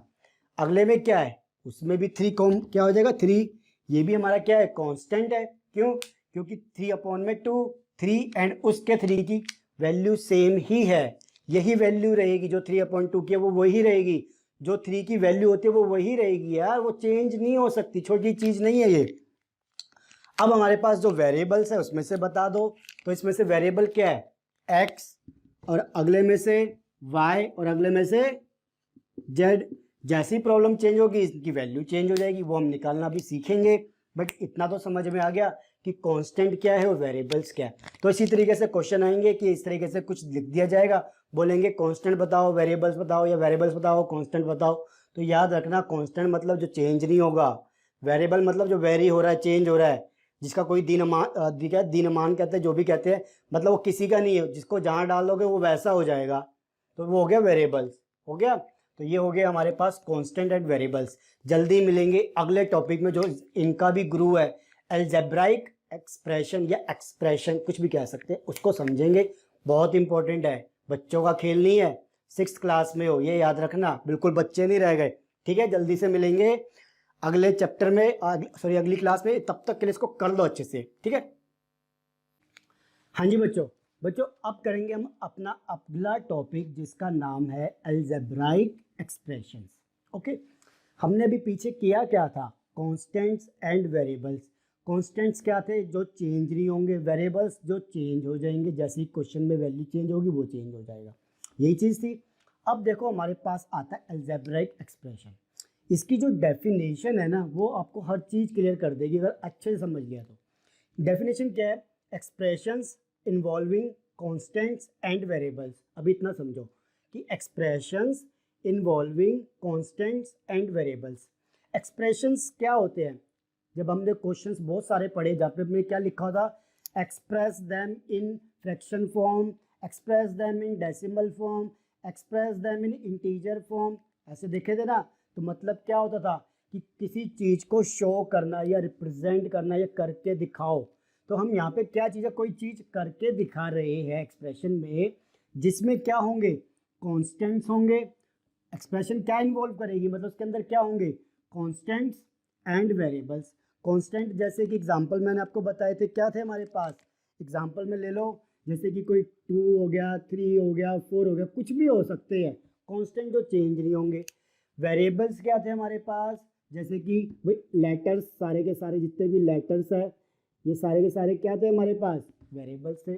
तो इन दोनों को मिलाया, कांस्टेंट्स एंड वेरिएबल्स को, साथ ही साथ देखो क्या करा, कंबाइंड कर दो कांस्टेंट वेरिएबल्स, तो आ गए हमारे पास, मतलब लेटर्स, सॉरी ये नंबर्स एंड लेटर्स तो आ गए हमारे पास। बट हमें करना क्या है, इनको कंबाइन कर देंगे। अगर हम अरिथमेटिक ऑपरेशंस कौन से होते हैं हमारे पास, एडिशन, सब्ट्रैक्शन, देन हमारे पास मल्टीप्लिकेशन, देन एक डिवीजन, यही तो हमारे फंडामेंटल ऑपरेशंस होते हैं अरिथमेटिक के। तो जब हमने एक्सप्रेशन बनाई जिसके अंदर कांस्टेंट है, वेरिएबल्स है, साथ में क्या है, अरिथमेटिक ऑपरेशंस है, तो हम क्या कहेंगे, ये एक अलजेब्रिक एक्सप्रेशन बन गई। नहीं समझे? तो एक एग्जांपल ले लेता हूँ, उससे समझ जाओगे, कोई बात नहीं, समझाना मेरा काम है। मैंने क्या कहा, कांस्टेंट्स एंड वेरिएबल, साथ में क्या आएंगे, अरिथमेटिक ऑपरेशन। मान लो मैंने लिखा 3x plus 5y minus 7 upon z plus 6 upon y, ये मैंने क्या कर दिया, मैंने एक अलजेब्रिक एक्सप्रेशन लिख दी। और क्या कर दिया, कैसे लिख दी, देखो डेफिनेशन से निकालते हर चीज़। कांस्टेंट कहाँ कहाँ इसके अंदर, पिछली वीडियो में किया था हमने, सॉरी पिछले टॉपिक में किया था। कांस्टेंट क्या है, ये 3, 5, 7, 6, ये सारे क्या है, कांस्टेंट है ना, इनकी वैल्यू चेंज नहीं होगी। साथ में क्या है, वेरिएबल्स है। वेरिएबल्स कहाँ है इसके अंदर, ये x, ये y, ये z, ये y, क्या है ये वेरिएबल्स। साथ में इनको किससे जोड़ा मैंने, अरिथमेटिक ऑपरेशंस कौन कौन से हैं, ये रहा, एक दूसरे पेन से लगाऊंगा, ऐसे नहीं लगाऊंगा, हाँ ये रहा एक एडिशन का ऑपरेशन, ये सब्ट्रैक्शन का ऑपरेशन, फिर एक एडिशन का ऑपरेशन। अभी ये जो है 3x, इसका क्या मतलब है, 3 मल्टीप्लाई बाय x, ये क्या हो गया, मल्टीप्लिकेशन का ऑपरेशन। ये क्या है 7 अपॉन में z, ये क्या है डिवीजन का ऑपरेशन हो गया। तो यहाँ पे क्या देखा हमने, जो अरिथमेटिक ऑपरेशंस लगा दिए किसके बीच में, कांस्टेंट्स एंड वेरिएबल्स के बीच में। अब ये मेरे लिए क्या बन जाएगी, अलजेब्रिक एक्सप्रेशन बन जाएगी बच्चों। अब ये तो ये हम क्या कहेंगे, अलजेब्रिक एक्सप्रेशन। मैडम ऐसे ही बोल देगी, चलो बेटा बिट्टू क्या करना आपको, एक अलजेब्रिक एक्सप्रेशन लिख के दिखाओ। तो डेफिनेशन को ध्यान में रखना कि कांस्टेंट डाल दो, वेरिएबल्स डाल दो, साथ में लगा दो ऑपरेशन, बन जाएगी वो अलजेब्रिक एक्सप्रेशन। सीधी सी बात, कांस्टेंट डाल दिया, कोई भी वेरिएबल डाल दिया। इसको मैं देखो ऐसे भी लिख सकता हूँ, ये नहीं कि कांस्टेंट के साथ हमेशा कोई हमें वेरिएबल डालना ही है। इसको +3 भी ऐसे लिख सकते हैं, ठीक है, साथ में लगा दिया कि भाई माइनस कर दिया 6 z कर दिया, देन 5 y z कर दिया, तो क्या हुआ, अलजेब्रिक एक्सप्रेशन बन गई, ये भी बन गई, ठीक है ना। तो समझे कि जब मैं कंबाइन करता हूँ किसको, कांस्टेंट एंड वेरिएबल्स को, किसके साथ, अरिथमेटिक ऑपरेशंस के साथ, तो वो क्या बन जाती है, अलजेब्रिक एक्सप्रेशन। अब सबसे बड़ी चीज़, कई बच्चों ने गौर नहीं की होगी, चलो जिसने करी होगी वेरी गुड। हमने पिछली बार देखा था constants and variables, constant and variables.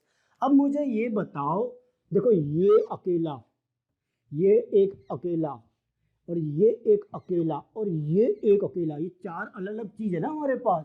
ये क्या चीज़ है भाई, चलो इनमें से हमने क्या किया था, कांस्टेंट निकाल लिया, वेरिएबल्स निकाल लिया। अब ये क्या चीज़ है ये बताओ। तो इन्हें क्या कहते हैं हम, अब सुनो, इन्हें कहते हैं हम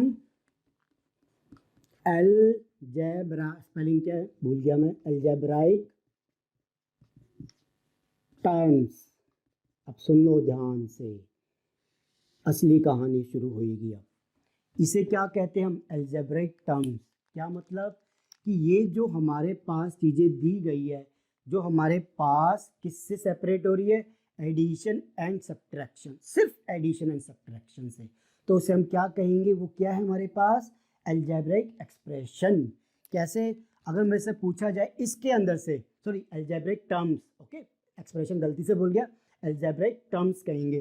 जैसे ये क्या है हमारे पास, एक अलजेब्रिक एक्सप्रेशन है। मुझे बोला जाए, मैडम बोलेगी बेटा बिट्टू चलो खड़े हो जाओ, बिट्टू के पीछे पड़ जाती है मैडम हमेशा, कि बिट्टू ये बताओ इसमें से अलजेब्रिक टर्म्स क्या क्या है हमारे पास। तो बिट्टू बोलेगा मैडम एक तो ये हो गई, यानी कि 2x, ओके, देन इसको कैसे पढ़ा मैंने, 2x, ओके, यानी 2 मल्टीप्लाई हो रहा है x के साथ, देन वो लगाएगा कोमा। दूसरी वो क्या बोलेगा, मैडम दूसरी है हमारे पास +3, मैडम वेरी गुड, ठीक है जी, कॉमा लगा दिया। तीसरी क्या बोलेगा मैडम, तीसरी हमारे पास -6z, ये पूरी की पूरी आपको उठानी है, ये साइन नहीं छोड़ने, याद रखना, ये पूरी की पूरी उठानी है। देन हमारे पास लास्ट कौन सी है, -5yz, ओके, -5yz, ये क्या हो गई, इसकी अलजेब्राइक टर्म्स हो गई। ओके जी, एक क्वेश्चन छोटा सा और कर लेते ताकि अच्छे से समझ में आ जाए, और आ जाओ एक आपको मैं और देता हूँ क्वेश्चन, देखो छोटा सा, 3y प्लस में 2xyz माइनस में 6/y प्लस में 5xy, ओके, ये मेरे पास क्या है, अलजेब्राइक एक्सप्रेशन, याद रखना वर्ड गलत मत बोल देना, ये होगी अलजेब्राइक एक्सप्रेशन। इसके अंदर से निकालो अब अलजेब्राइक टर्म्स, तो इसकी टर्म्स क्या क्या है, सबसे पहले देखो क्या आएगी, एक ये एडिशन और सब्ट्रैक्शन से जो अलग हो रही होगी ना, वो हमारी टर्म्स होती है, तो ये एक हो गई, कोमा, दूसरी कौन सी है, प्लस के बाद ये आ गई, तो ये कौन सी है, +2xyz, ये आ गई। तीसरी कौन सी होगी, ये पूरी -6/y, -6/y, ओके, देन चौथी कौन सी होगी, ये +5xy। अब ये बताओ, एक चीज सोचो थोड़ी सी ध्यान से, हम ये प्लस माइनस क्यों लगा रहे हैं, क्योंकि हम इसको अगर हमें बोला जाए कि बेटा बिट्टू इस अलजेब्राइक टर्म से आपको एक्सप्रेशन बना के दिखाओ, तो कैसे बनाओगे, तो उसके लिए मुझे साइन चाहिए होते हैं। जैसे कि अब मुझे बोला गया कि बना के दिखाओ, तो मैं क्या करूँगा, सिंपल इसको उतारा, 3y, अब क्या है, ऐड हो रहा है किसके अंदर, इसके अंदर, तो ये 2 + 2xyz। अब क्या करना, अगली टर्म में मेरे पास ये क्या है, -6y, इसको ऐसे लिख दो, 6/y। अगली टर्म क्या है, +5xy, तो ये आ गई ना बिल्कुल इसके बराबर, इसलिए हम साइन लगाते हैं। बट एक चीज़ याद रखना बच्चों, कंफ्यूज हो जाओगे, जब भी हमसे ऐसे एक्सप्रेशन देख के कांस्टेंट एंड वेरिएबल्स पूछे जाते हैं ना, तो हम कभी भी उसके अंदर क्या है, साइन नहीं लगाते, याद रखना, ठीक है, हम सिर्फ सिंपल ऐसे लिखते हैं। एक मिनट रुक जाइए, हाँ जी, तो हम उसके अंदर ऐसे लिखते हैं, बट यहाँ पे हमें साइन के साथ लिखना होता है। ओके, ये हो गया हमारे पास अलजेब्रिक एक्सप्रेशंस क्या होती है, अलजेब्रिक टर्म्स क्या होती है। अभी एक छोटी सी चीज़ रह गई है, उसे कर लेते हैं। देखो छोटी सी चीज़ क्या है, देखो टॉपिक का नाम है, यहाँ पे मैं देख लेता हूँ एग्जैक्टली क्या है, जो हमारे पास 4 फंडामेंटल ऑपरेशंस है, ठीक है, फंडा ऑपरेशंस है हमारे पास, वो कैसे समझे जा सकते हैं। देखो जैसे कि हमें ये बोल दिया गया, इसके अंदर देखते हैं, हाँ जी, जैसे कि ये बोला जाए एडिशन है, सबसे पहले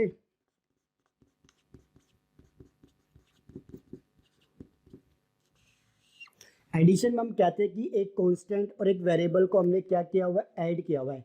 तो उसको कैसे लिखते हैं हम, कि मान लो एक कांस्टेंट है 8, हमने उसके अंदर क्या कर दिया, एडिशन कर दिया किसी वेरिएबल का, मान लो वो है x, तो उसको हम क्या कहेंगे, 8 + x, ये क्या हो गया, एडिशन हो रहा है कांस्टेंट का वेरिएबल के साथ।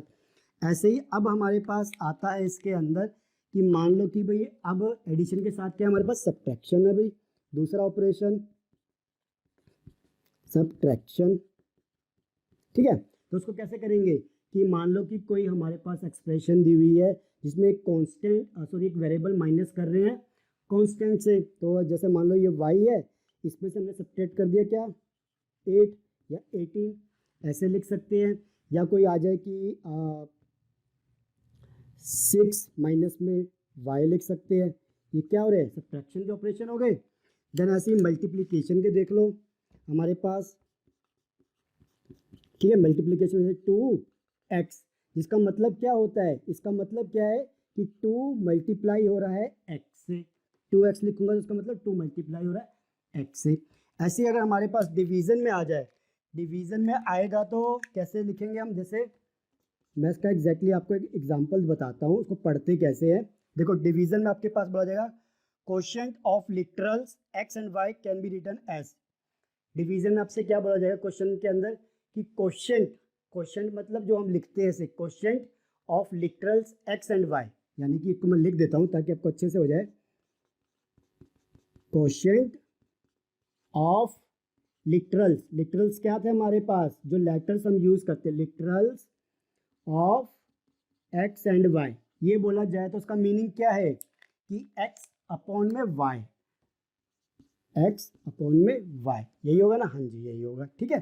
तो ये थे हमारे पास कि अलजेब्रिक एक्सप्रेशन के अंदर, अलजेब्रिक एक्सप्रेशन क्या होती है, जब हम कांस्टेंट और वेरिएबल्स को इकट्ठा कर देते हैं और साथ में लगा देते हैं मैथमेटिकल ऑपरेशंस या अर्थमेटिक ऑपरेशंस, तो बन जाती है वो हमारे पास अलजेब्रिक एक्सप्रेशन। देन उसके अंदर हमने देखा अलजेब्रिक टर्म्स को, अलजेब्रिक टर्म्स क्या होती है, अलग अलग करके हम लिख लेते हैं, वो होती है अलजेब्रिक टर्म्स। देन हमने देखा कि जो 4 फंडामेंटल ऑपरेशंस है हमारे पास वो कैसे समझे जा सकते हैं। तो एडिशन है तो मतलब 8 + x, x + 8 या 2x + y, मतलब एडिशन का ऑपरेशन हो रहा है। सब्ट्रैक्शन वाले में इस तरीके से कुछ होगा, ऐसी मल्टीप्लिकेशन में ऐसे कुछ होगा, एंड डिवीजन में इस तरीके से। जैसे कि यहाँ पे क्या, ये एडिशन है, ये सब्ट्रैक्शन है, ये एडिशन है, ये मल्टीप्लिकेशन है और ये डिवीजन है। हो गया ना क्लियर। तो अब जल्दी से करते अगला टॉपिक अलजेब्रिक एक्सप्रेशन के बाद find the value of algebraic expressions, कि इनकी वैल्यू कैसे फाइंड करें। ठीक है, जल्दी से करेंगे, इसे कर लीजिए। देन इसको जिसको नोट करना है नोट कर लीजिए, जो मोबाइल में देख रहा है स्क्रीनशॉट ले लीजिए, जो लैपटॉप में देख रहा है वो भी स्क्रीनशॉट ले लीजिए, जो कॉपी लेके बैठा है कॉपी में नोट कर लो, जैसे करना है कर लो, बट दिमाग में डाल लो इसको बस। ठीक है, जल्दी मिलते हैं find the value of algebraic expression के साथ। ओके चलो, हाँ जी बच्चों, अब तक हमने ये देख लिया कि पिछले टॉपिक में कि अलजेब्रिक एक्सप्रेशन क्या होती है, कॉम्बिनेशन होता है वो किसका, वेरिएबल्स, कांस्टेंट, साथ में अरिथमेटिक ऑपरेशंस, यही था। देन हमने देखा था अलजेब्रिक टर्म्स क्या होती है, जो अकेले अकेले हमने देखी थी निकाल के, एडिशन और सब्ट्रैक्शन से जो अलग होती है उनको। देन हमने देखा था कि जो हमारे पास 4 ऑपरेशन होते हैं, addition, subtraction, multiplication and division, वो कैसे हमने देखे थे कैसे होते हैं हमारे पास इस एक्सप्रेशन के अंदर। अब हमारे पास बारी है अगला topic, finding value of an expression.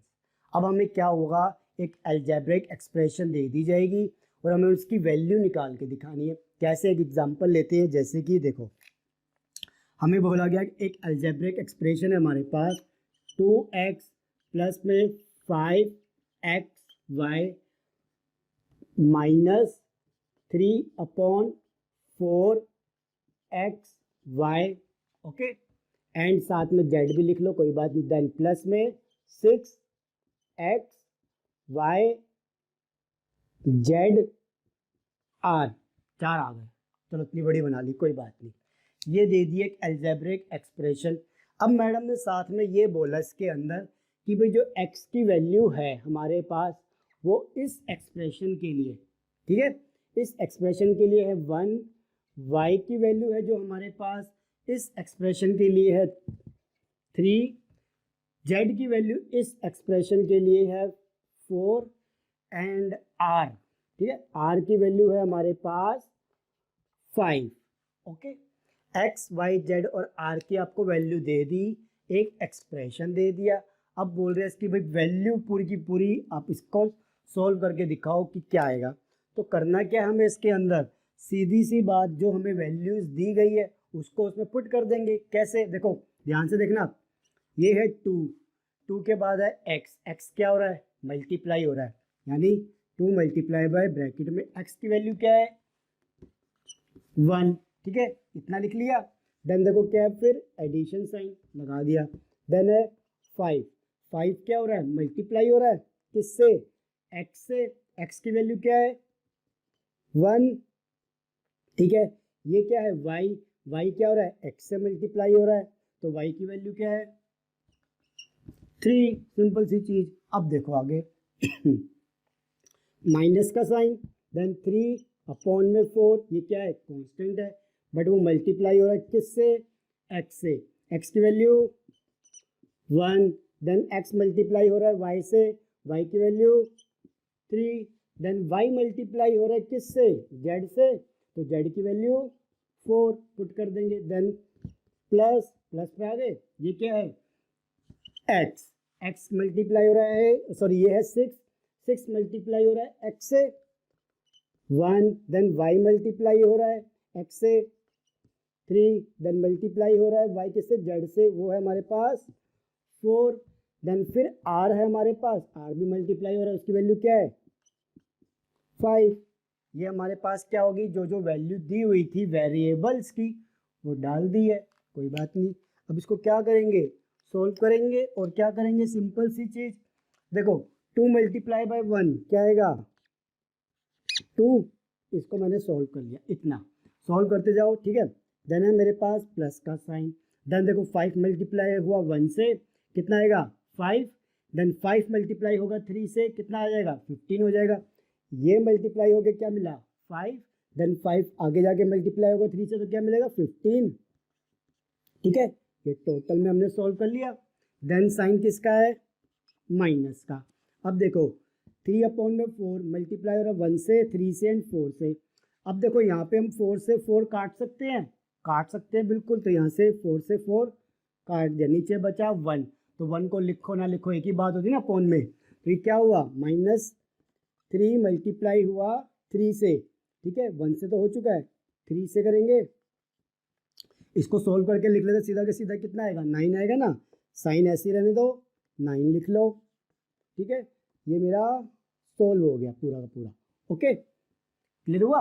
अब देखो आगे क्या है, प्लस का साइन, प्लस आ गया।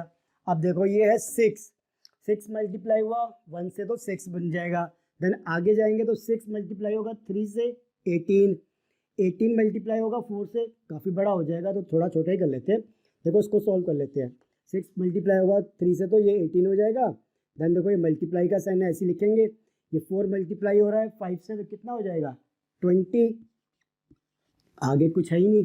अब सोल्व कर लो, 2 + 15 17, माइनस में 9, प्लस में इसको सोल्व करते हैं, 18 × 2 36, साथ में क्या है 0 है ना, ये 0 लगा दो, आ गया 17 माइनस में 9 कितना हो जाएगा, आप इसको सॉल्व करोगे तो 17 माइनस में 9 होता है 9 सॉरी कितना हो जाएगा 9 8 होएगा, हाँ 8 आ जाएगा। देन इसको सॉल्व कर लेंगे,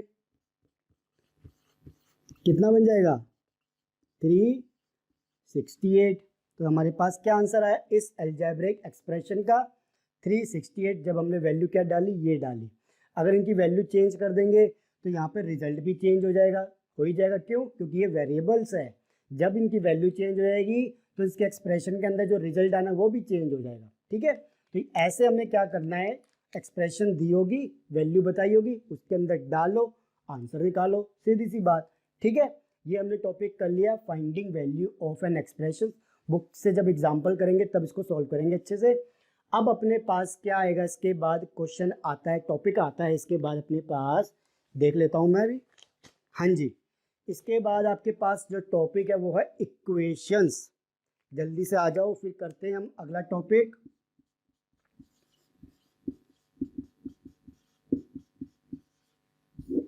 इक्वेशंस, ठीक है, तो ये बहुत इंपॉर्टेंट है, तब तक रिवाइज करो, मैं भी आता हूँ जल्दी से, ठीक है, अगले टॉपिक पे इक्वेशंस पे, ओके। हाँ जी बच्चों अब हम करेंगे इस चैप्टर का अलजेब्रा का लास्ट टॉपिक, जिसका नाम है इक्वेशंस। अभी हमने पीछे क्या किया था, हमने पीछे फाइंड करना सीखा था किसी एक्सप्रेशन की वैल्यू, जहाँ पे वेरिएबल्स की वैल्यू गिवन थी, एक्सप्रेशन के अंदर डालो, वैल्यू निकालो, सिंपल सी चीज़। अब आता है क्वेश्चन हमारे पास की इक्वेशन टॉपिक के अंदर इक्वेशंस क्या है। भाई इक्वेशंस को समझेंगे हम इससे, ये क्या चीज़ है बेटा, ये है बर्थडे की टोपी, नहीं है कि आपने एक लेके पेन ले लिए, बर्थडे की टोपी नहीं है, ये है हमारे तराजू। तराजू देखे हैं आपने या नहीं देखे, देखे हैं तो देख लो आज, ये है हमारे पास तराजू। अब इसका करेंगे क्या, देखो इसको करेंगे क्या, मान लो बिट्टू की मम्मी बोलती है चल बेटा बिट्टू खड़ा हो जा, जाके बाजार से क्या करना है 20 किलो आटा पिसवा के लेके आ, ठीक है। बिट्टू खड़ा हो गया, जल्दी से गया आटे की दुकान पर, बोला अंकल 20 किलो आटा पीस दो, ठीक है। एक चीज बताओ बच्चों आटा पिसता है क्या कभी? आटा नहीं पिसता, गेहूं पिसती है, ये याद रखना, ठीक है ना। आटा नहीं बोलना, वहां पे बोलना अंकल जी 20 किलो गेहूं पीस के दे दो मुझे। ओके चलो, अब यहां पे हमारे पास इक्वेशन कहां पे आई? देखो क्या हुआ, सारी कहानी के अंदर दुकानदार ने क्या किया, 20 किलो का कट्टा लिया, आटा आपका भरा और क्या किया, एक तराजू के अंदर रख दिया उस 20 किलो को। ठीक है, जल्दी से ऐसे 20 किलो का कट्टा ले लिया आपका, जो भी आटा था इसके अंदर रख दिया। इसको हमें 20 किलो बनाना है। बट ये हमारा दूसरा पलड़ा, तराजू में 2 पलड़े होते हैं ना, एक पलड़े में रख दिया आपका क्या, आटा, और एक पलड़े में क्या रखेगा, वो वेट रखेगा, वजन रखेगा। जो बट्टे जिसे आप कहते हैं ना काले काले, वो क्या होते हैं, बट्टे, यानी वजन का इसके अंदर वजन होता है। तो यहाँ पे वो कितना वजन रखेगा, आपने मांगा 20 केजी, तो यहाँ पे वो कितने रखेगा, जल्दी से बताओ। 20 केजी का ही तो रखेगा। जैसे मान लो 2 केजी का एक रखा, देन उसने 5 केजी का एक रखा, 10 केजी का एक रखा, ठीक है, और 1 केजी का एक रखा। ठीक है, सुनो बात को ध्यान से, बट्टे लिए, इसके अंदर इसको रख दिया। अब एक चीज बताओ कि मांगा तो 20 किलो है, टोटल में इसने किया कितना, 10, 15, 2, 17, 1, 18।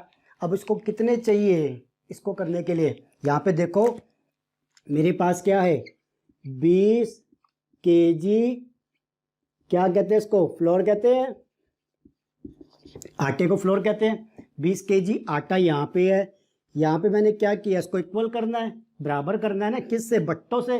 बट्टे यहाँ पे 20 किलो रखेंगे तभी तो आटा 20 किलो नपेगा हमारा, या ऐसे नप जाएगा, नहीं।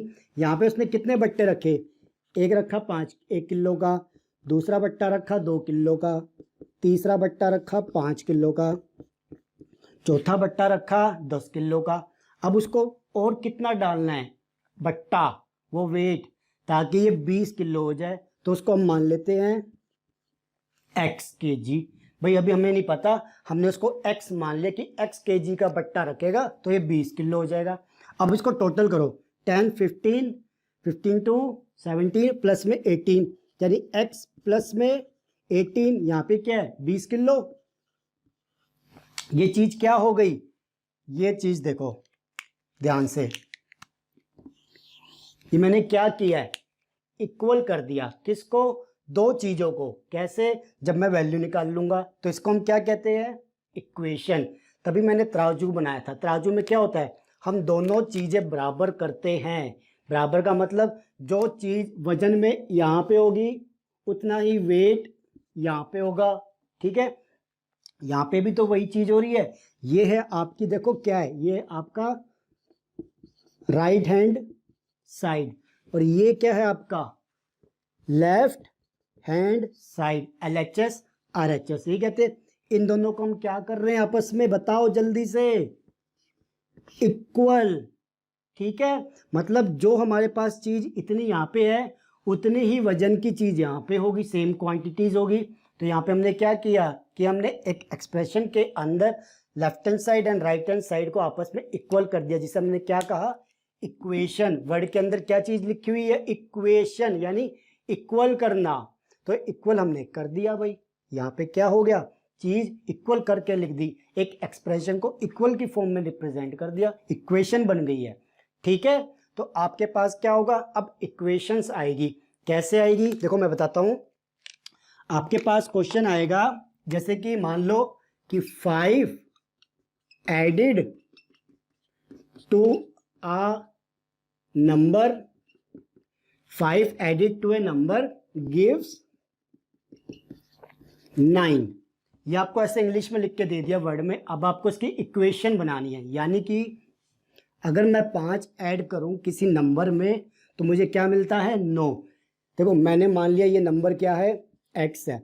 तो अगर मैं किसी नंबर में, वो कौन सा नंबर है, x मान लिया, उसके अंदर क्या ऐड करूं, 5, तो मुझे क्या बना के दे देगा, उसको 9 बना के दे देगा। यानी इनको ऐड करूंगा तो मुझे 9 मिलेगा। इसकी इक्वेशन ऐसे लिखूंगा, यानी x की वैल्यू क्या निकालोगे, ये इधर 9।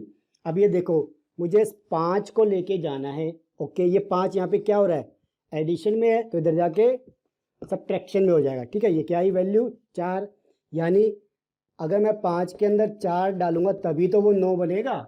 ये क्या किया मैंने, एक बना दी, एक्सप्रेशन को मैंने इक्वेशन में बना दिया है, इक्वेशन की वैल्यू निकाल ली। इक्वेशन कैसे बनाई, इक्वल टू करके।